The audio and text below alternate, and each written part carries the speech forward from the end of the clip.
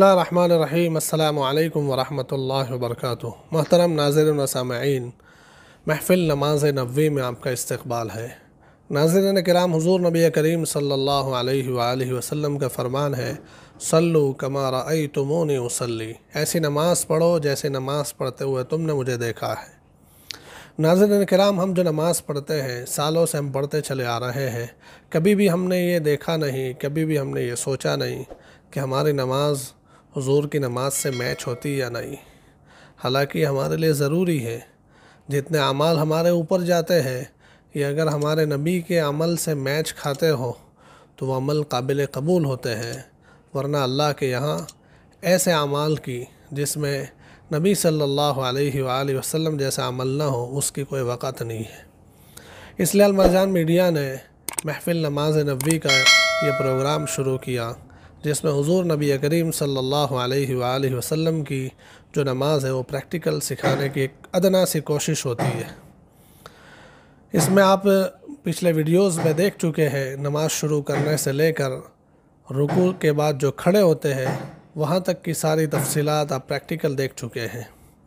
آج کی اس محفل میں ہم دیکھیں گے سجدے میں جانے کا طریقہ اور سجدہ کرنے کا نبوی طریقہ کیا ہوتا ہے۔ ناظرین کرام، جب ہم رکوع کے بعد کھڑے ہوتے ہیں تو کھڑے ہونے کے بعد جو سبحان ہم جو پڑھتے ہیں ربنا لک الحمد، اس کے بعد جو ہے ہمیں سجدے میں جانا ہوتا ہے۔ تو سجدے میں جانے کے لیے پہلی جو چیز ہے وہ یہ ہے کہ اللہ اکبر کہتے ہوئے جانا ہے۔ ہم جب کھڑے ہیں، کھڑے سے لے کر نیچے جانا شروع ہو جائے، زمین کی طرف نیچے جانا شروع کر دے، اسی وقت ہمارا اللہ اکبر شروع ہونا چاہیے۔ یہ ایسا نہ ہو کہ آپ سجدے میں پہنچ جائیں اس کے بعد اللہ اکبر کہے، یہ ترتیب صحیح نہیں ہے۔ ترتیب یہ ہے کہ جانا اور اللہ اکبر کہنا دونوں ساتھ ساتھ میں ہونا چاہیے، اور جب سجدے میں آپ کا سر پہنچ جائے اللہ اکبر بند ہو جانا چاہیے۔ اس طریقے سے اللہ اکبر پڑھنا یہ سنت ہے۔ دوسری چیز جو ہے سجدے میں جانے کے طریقے میں ضروری ہے وہ یہ ہے کہ ہم اپنے آپ کو سجدے میں بالکل سیدھا اتاریں، بالکل سیدھا ہونا چاہیے، ٹیڑھا میڑھا نہیں ہونا چاہیے کہ جھک کر کمر جھک گئی ہے، ایسا نہیں ہونا چاہیے۔ اور اسی لیے سیدھا اترنے میں طریقہ جو بتلایا گیا ہے وہ یہ ہے کہ پہلے جو ہے ہمارے گھٹنے زمین کو لگیں گے، پھر جو ہے ہمارے ہاتھ زمین پر جائیں گے، پھر ناک اور پھر پیشانی جائے گی، اور سجدہ جو ہوگا ہمارا، یعنی جو ہمارا چہرہ اور سر رہے گا وہ ہماری دو ہتھیلیوں کے بیچ میں رہے گا۔ سجدے میں ایک اور چیز جو ہے وہ یہ ہے کہ اس کو کہتے ہیں ہمارے بازو اور اس کو کہتے ہیں پہلو۔ تو یہ بازو اور پہلو دونوں الگ ہونے چاہیے۔ مرد کا سجدہ جو ہوتا ہے اس میں یہ دونوں چیزیں الگ ہوتی ہیں، بالکل چپکی ہوئی نہ ہو۔ یہ دوسری چیز جو ہے یہ اس کو کہتے ہیں ران، اور یہ ہے پیٹ۔ تو پیٹ رانوں سے الگ ہو اور پہلو بازو سے الگ ہو، اس طریقے سے کھل کر سجدہ ہوتا ہے۔ مرد کا سجدہ کھلا ہوا ہوتا ہے، مرد کی شان کے حساب سے ہوتا ہے۔ تیسری چیز جو ہے وہ یہ ہے کہ ہماری یہ کوہنیاں، یہ جو کوہنیاں ہیں، یہ کوہنیاں ہماری زمین سے اوپر ہو، زمین پر بچھی ہوئی نہیں ہونی چاہیے۔ چوتھی چیز جو ہے وہ یہ ہے کہ ہماری یہ جو انگلیاں ہیں، ہاتھوں کی انگلیوں کے سرے، یہ قبلے کی طرف ہو اور یہ بالکل ملی ہوئی ہونی چاہیے، بالکل فٹ، بیچ میں کوئی جگہ نہ ہو۔ اس طریقے سے سجدے میں رکھا جائے گا۔ یہ سجدے میں جو سب سے زیادہ ضروری چیز ہے جس کو سجدہ کہا جاتا ہے وہ یہ ہے کہ ہمارے دونوں پیر، ناک اور پیشانی یہ زمین پر لگا ہوا ہونا چاہیے۔ یہ تینوں چیزیں زمین پر نہیں لگتی، یا اس میں سے کوئی لگتی ہے کوئی نہیں لگتی، اتنی سجدے میں کمی آتی ہے۔ کچھ شکل میں تو کمی اتنی ہو جاتی ہے کہ وہ سجدہ ہوتا ہی نہیں، اور جب سجدہ نہیں ہوگا تو نماز ہی نہیں ہوگی۔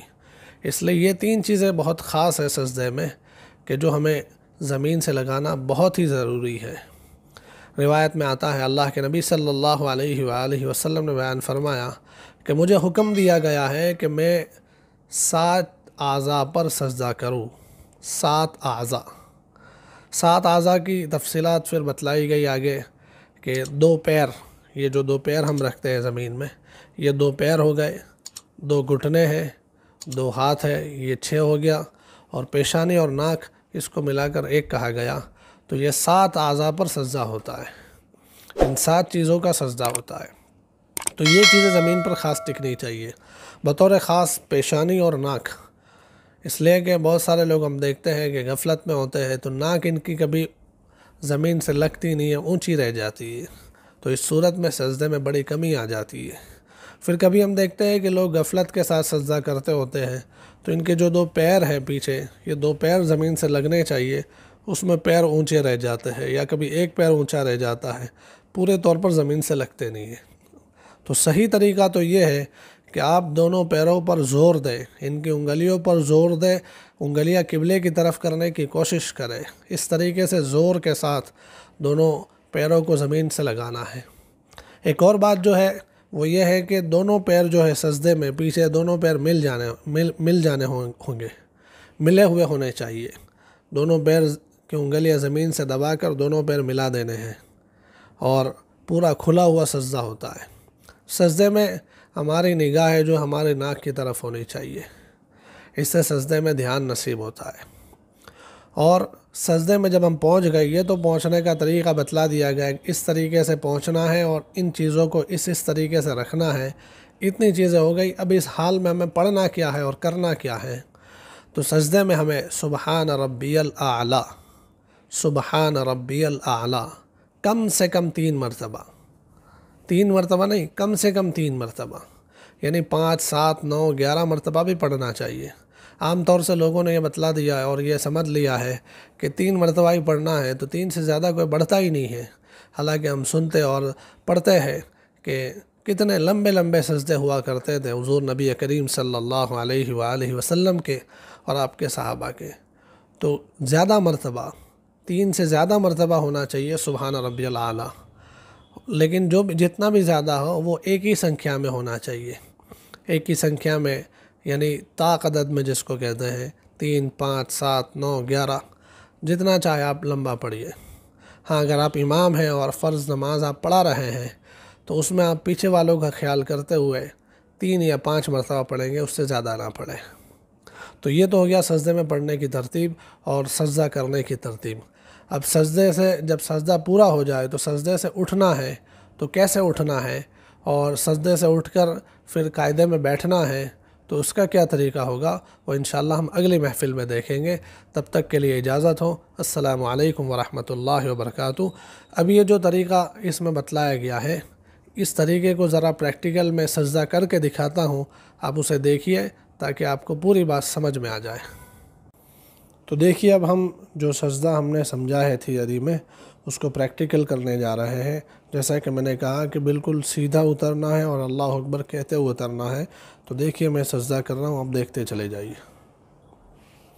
اب دیکھیے اللہ اکبر کہتے ہوئے سجدے میں جانا ہے، تو میں ابھی کھڑا ہوا ہوں یہ، اور اللہ اکبر،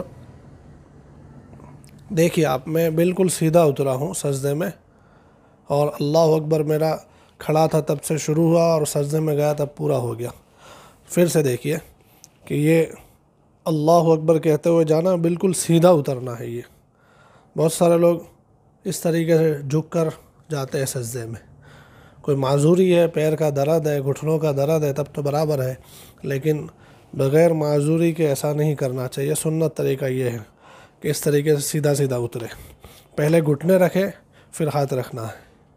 کچھ لوگ اس میں بھی غلطی کر جاتے ہیں، خاص کر کے تراویح میں تھک جاتے ہیں تو اس ٹائم پہ، کہ یہ اس طریقے سے جاتے ہیں اور پہلے ہاتھ رکھ دیتے پھر گھٹنے رکھتے ہیں، تو یہ سنت کے خلاف طریقہ ہے۔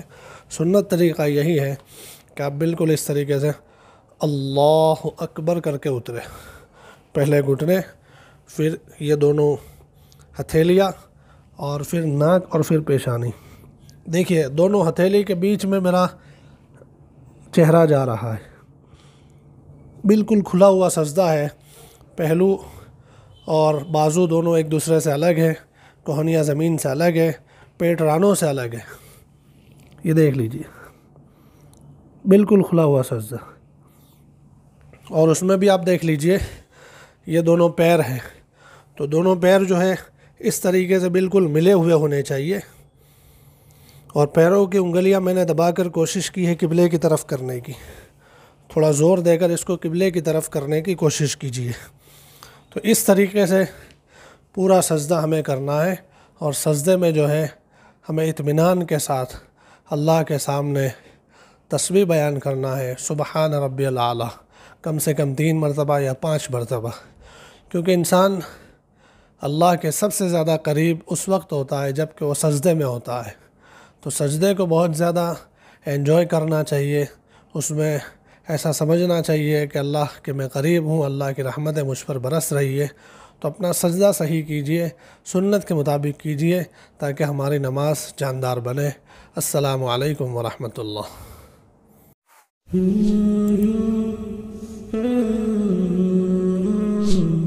Mm-hmm.